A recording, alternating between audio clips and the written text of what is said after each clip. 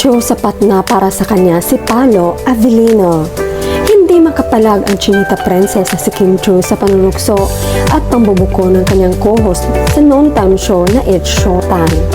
Nitong nakarang Sabado sa segment na Especially For You, sinabi na aktres na maging tapat o maging sapat.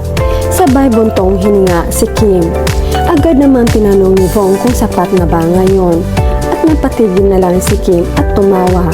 Sumagot naman si Ogie Alcacid, sapat ka ba o sapaw? Di sana napaw, sumasapaw, dagdag ni Vong. Kaya pala pani-order ka ng siopaw. Sagot ni Kim, oy sa Chowking yan. Saan naman ang mga kibites, Kim, wala ka talagang may tatago sa Showtime. Pangiting-ngiti na lang ngayon, wala nang deny-deny. Wala na Kemi, aminin mo na kasi booking ka na dahil. Pero okay lang na di mo aminin, alam namin na kayo na talaga ni Pogi, Idol Paolo Avellino. Change topic pero di nag-deny kaya pa Kemi. Siguro naniligaw na talaga si Paolo kasi naniniwala talaga ako sa interview kay Paolo noon. Di siya nanliligaw agad. Kinakaibigan niya muna at tinitingnan kung magkakasundo ba sila talaga sa kanya liligawan. Mukhang same sila talaga ng mga trip. Kaya di na din natanggi si Kim kasi before Birmingham nila tumatanggi pa siya After di na nag-deny. Tapos malaking bagay yung na-flex na din siya ni Paolo. One Lord, sana talaga sila na ang in-game. Yung pag-e-effort nila na magsama mag-gym, malaking bagay yon. I don't think nagagawin lang niya yan for work if ever man na may pinaghandaan silang project.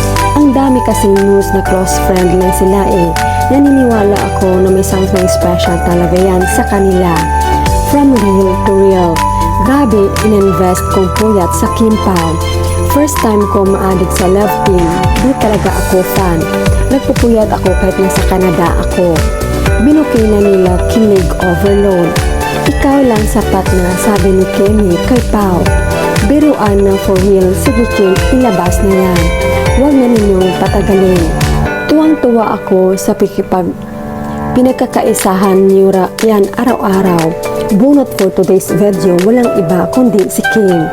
Iba ding pag-inspired at in love, nag-uumapaw ang saya. May nalaman mga host ng Showtime. Yung mga tingin at patama kay Kim may laman lahat. May something na sa Kim Pao talaga. Super true, tingnan natin ang halik nila sa lilang versus what's wrong with Secretary Kim, totoong kiss ang sek Kemi. Hindi kayang i-deny. Kaya man panatag na panatag ako sa Kim Pao.